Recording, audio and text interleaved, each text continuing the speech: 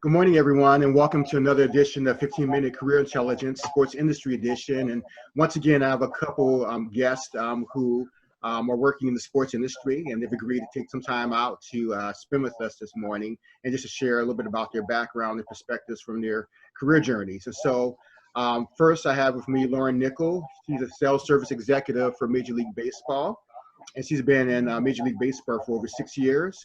And then we have Marco Nunoz, who's a high-performance athletic trainer and sports medicine specialist. And if you're a Laker fan, you probably recognize him. He's been with the organization for over 11 years. But I want to extend a welcome to Lauren and Marco, and thank you both for joining us this morning. Good morning. Thank you for having us. Certainly. Yes, thanks for having us. So I want to start off by just asking you just to briefly talk about your current role in the sports industry, and just a little bit about what you do. Sure, I'll go ahead and field that one first. Okay. My name is Lauren Nickle. I've been with Major League Baseball for over 6 years full-time, but this is my 8th season with the league. I am within the MLB sponsorship group, so I work with both the league and all the West Coast teams to execute all of their MLB network, digital, and just overall league sponsorship deals. Yeah, so that's a little bit about my current role. Okay, great. Thank you, Lauren. And Marco, how about you? So I've spent, I'm I guess a certified athletic trainer, performance athletic trainer. I've spent the last 21 years working particularly in professional sports. I started with the LA Avengers back in '99. I don't know if anybody remembers those. I remember. Spent 4 years there. Moved to North Carolina. Spent a year with the Carolina Cobras, part of the AFL. Came back to Southern California. Worked with the LA Sparks, the South Bay Lakers, and eventually, I guess, I don't want to say finished my career, but kind of decided to change gears for my career. I spent 12 years with the recently with the LA Lakers as their performance athletic trainer. What I'm doing now is that sports science has been evolving.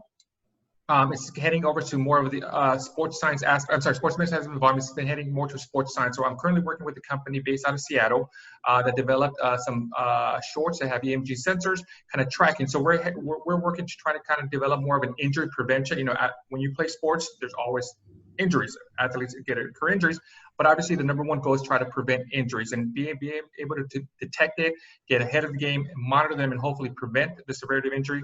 That's kind of like what the future of sports medicine is headed towards too. Okay, great. Thank you both for sharing. And so next, I just wanted to ask you just to reflect a little bit over your respective journeys and just to share one or two or more key lessons from your careers. And Lauren, we'll start with you. Yeah, so from my end, you know, when I was in college, I wasn't quite sure what I wanted to do. I knew I wanted to go into some kind of partnership advertising type of role. So I interned at MLB going into my senior year of college. And it wasn't until I had that internship that I realized, you know, how much I wanted to be on the sports sponsorship side of things. So that role really shaped me.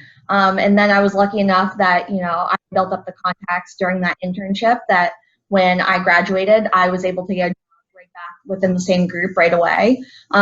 So that was a little bit of my background. And, you know, definitely there's, you know, I made a lot of mistakes before I, you know, found out exactly what I wanted to do. But, you know, I definitely think that, you know, that's the time to do it when, you know, you're in college and just trying a bunch of things.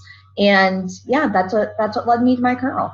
Okay, great. And I have to say too, I really appreciate you hearing about you building up your contacts, which helped to pave the way to some other opportunities. So great.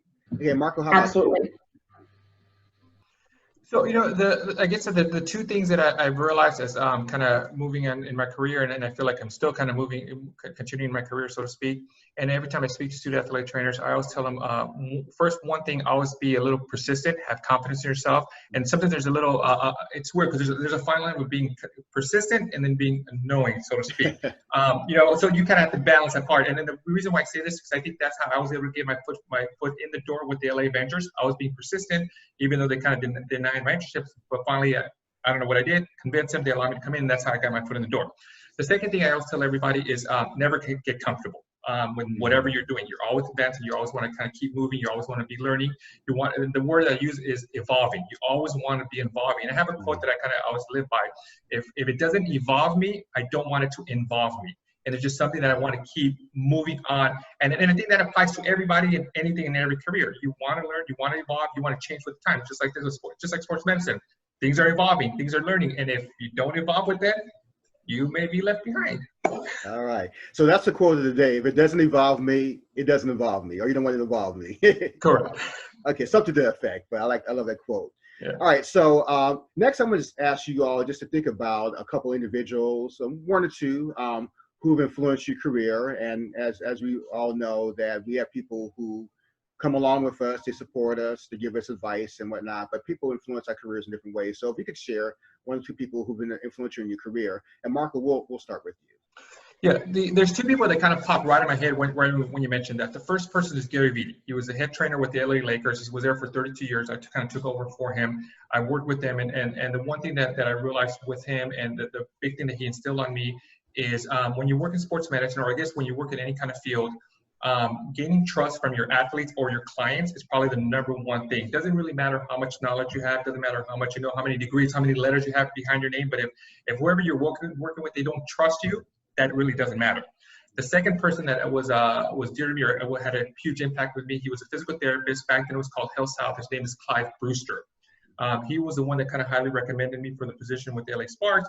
And the one thing I realized when that happened, because I didn't find this out till later, is that while you're working, no matter what you're doing, you always have to realize that people are watching you. So, I always tell students, the trainers, when you look for an interview, you always wear your Sunday suit, you wear your suit and tie, you put in your A game, but your A game should be when you're out on the field and working, because that's when people are watching you. That's how they react. Those are, I guess, so your true colors that people kind of see. So always be aware of that. And he's the one that kind of taught me from that, because like I said, when he recommended me, I didn't realize that he did that, but then that's when I found out later. So. Okay, great. Thank you. And Lauren, who's influenced you in your career? Yeah, I think in my end, I report to a man by the name of Jimmy McLeod, who's now at Entercom, when I first started Major League Baseball. And he really has, been a great, wealth of information for me. Years later, after I was no longer working for him specifically, he pulled me aside, we were catching up, and he said to me, what are your career aspirations? What do you want to do next? Be one step ahead. And it wasn't until he really asked me that I had thought about my next step necessarily. I am someone who prides myself about just keeping my head down and getting the work done.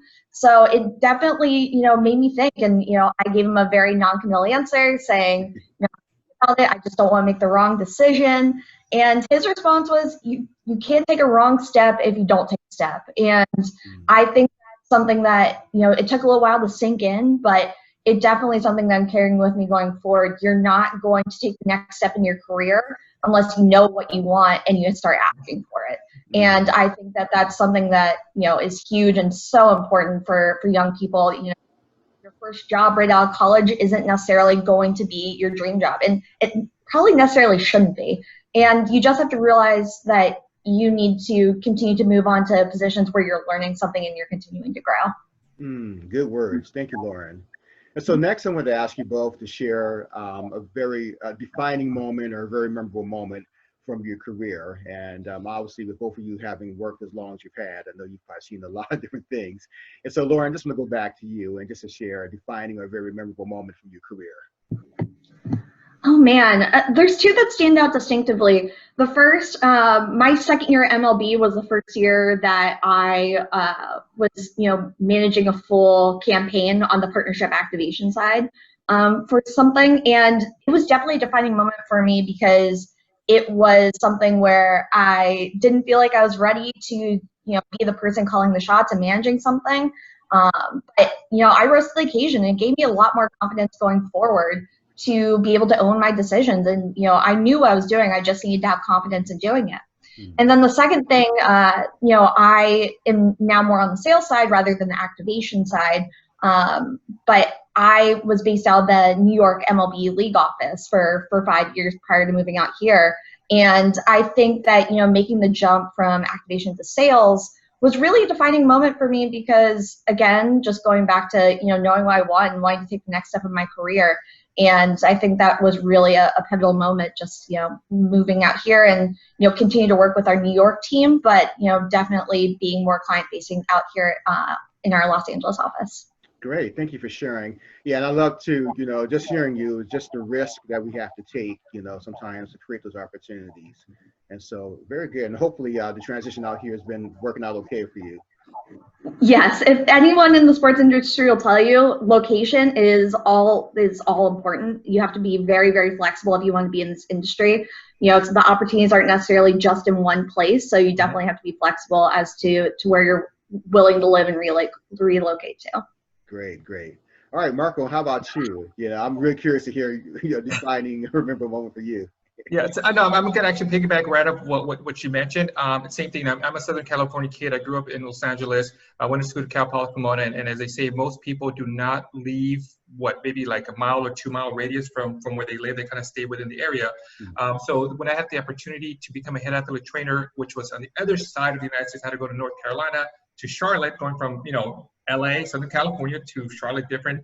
That was kind of an eye-opening, but I enjoyed it. I did it. I knew I had to do it. I loved going over there, and that kind of opened up more doors for me. And like she mentioned, it's in the sports industry, especially as a trainer. One, I have to say I'm very lucky, and I was blessed to be able to work with an organization here where I lived at once I came back. But I knew that I had to go where the job was, type of thing. So she is 100% right. You have to get out of your comfort zone. It's very scary to leave from one area and go somewhere else, especially where you're I don't want to leave. But you'll be surprised. It can be both positive and negative, but even the negative can become positive because it becomes eye-opening type of thing, no matter what it is. Now, the second thing also is same thing with kind of goes with the comfort zone. When I got my license as an athletic trainer, I had to pat myself on the back, say, hey, you know what, this certificate says that I know everything and anything because that's what they just told me, right? Quickly, I learned that that's not the case. I remember my first experience, I taped an athlete with the LA Avengers, and I thought I did a great job. I patted myself in the back. The athlete goes back. He comes back, and he's yelling and screaming. That's the worst tape jock he's ever had. I was like, I went from a high to a low, but that was fine because that was like that. That was an experience that I was learning. I wasn't going to give up, type of thing. So it's one of the things that I asked the head athlete trainer, Lonnie Scott, and asked, hey, can I take some tape home? I took a bunch of tape home, went home, called on my friends, hey, I need you guys to come out here, hang out for me an hour, and I just practice until I felt I got it right. So again, with the persistence, getting out of your comfort zone and not giving up, so to speak. But those are probably the two main ones that popped into my head. Good, thank you for sharing. All right, so we're almost near time, so I wanted just to wrap up by asking you both to share one thing that you think people should know about you, and then secondly, any final words of advice. And so, Lauren, we'll start with you. Yeah, I mean, for my end, I am a huge sports fan, and that's why it makes sense for me to be in this industry. But definitely, if someone's looking for a 9-to-5 job, the sports industry is definitely not that.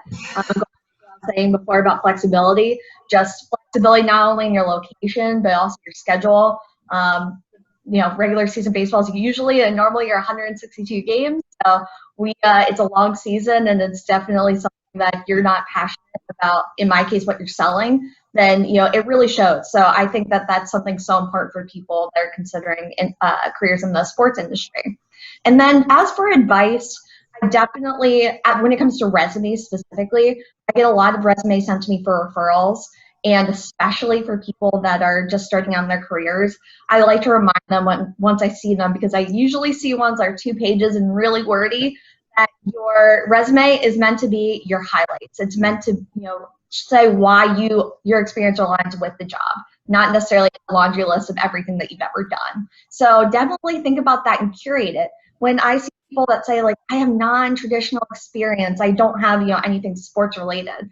Some of our best hires, honestly, on our team have been people that don't have that experience, but come to people with different points of view. And I think that's so important because, for me, I have seen so much value brought to people who attack a problem in a different way than I do. And I think that that's so important. For people that, worked at a pizza place, then how to multitask. For people that, have, managed a group of camp counselors, that's leadership skills. And I definitely think that, people shouldn't necessarily worry about, checking every single box on a job application, but really, try and sell yourself and, look at how your experience would benefit you when you are applying to these sports league jobs. Because again, I definitely think that, different points of view are extremely valuable, and something that, we are definitely starting to, make more important and, think outside the box a little bit more when we're considering people for jobs. Yeah, Lauren, that's great advice too, and I really do appreciate you talking about those fresh perspectives, those different points of view. For folks who don't have the experience and they're thinking they don't have really a shot, but it's like, no, you can experience whatever experience you have can be leveraged, certainly if you sell it right, too. So, 100%. yeah, And one more thing that I will say too is, when you are reaching out to people trying to make your contacts and build your network, I'm way more likely to, when someone reaches out to me on LinkedIn or, sends me an email who, I do not know, when they give me a little bit of background and explain, that they are looking to have, a 15-minute conversation just to pick my brain and get some advice. They're looking around the industry versus someone who just sends me the boilerplate LinkedIn request without any background. I don't know them. And, just asking for something, be very specific in what you're asking for. For ask for, will you be my mentor? I, always say like that's a huge commitment because it's not only a commitment of my time, but it's also a commitment of, people being invested in you and wanting to continue to be with you and advise on your career going forward. So I think that's definitely much more realistic for people when they're reaching out to people, just to be very specific and just people are a lot more willing to work with you if they know exactly what you're looking for. All right, good stuff, good stuff. All right, so Marco, something that people should know about you and final words of advice. About something about me, I'm a big avid outdoors person. I hate spending indoor time. I'd rather be outdoors. Big kayaking, hiking, camping, paddleboarding, you name it. I'd rather be outdoors than indoors. It's kind of my type of thing. So whenever I'm at home or whenever I'm here with my family, we try to get out as much as possible. Obviously, with this whole pandemic type of thing, we try to find hiking trails that are kind of secluded. It's hard stuff to go to the beaches, but otherwise than that, I'm a big outdoors person. And as far as advice, I'm kind of again, she's brought a lot of information. I'm gonna piggyback off what she said. I believe it was either Albert Einstein that made a comment or a quote. He says, it doesn't really matter how much you know, is what you do with what you do know. And I think majority of people, even inventions, people that create things, they're not some of the smartest people, but they use their imagination. And I think even Walt Disney mentioned that imagination is a huge component of it. Again, it doesn't matter how you can have all these degrees, but what you know, or what you use with what you know, I think is one of the key elements type of thing. So take what you have, and like she mentioned, you may be a level entry person, but the knowledge that you have, use it to your best ability, use your measures, and then you kind of grow from it, and then you expand and expand like that. And I think that's a huge component. Just because and I bring that up because my nephew just graduated from college, and he was trying to get an internship, and I was trying to help him get an internship. But he's like, Marco, I don't know this. It doesn't matter. Do what you already know. Use it to the best ability. You will learn, and you're gonna grow, and then you keep expanding. I think that's one of the key components that all young people need to kind of understand. You don't have to have all right off the bat because you're not. It's impossible. Yeah.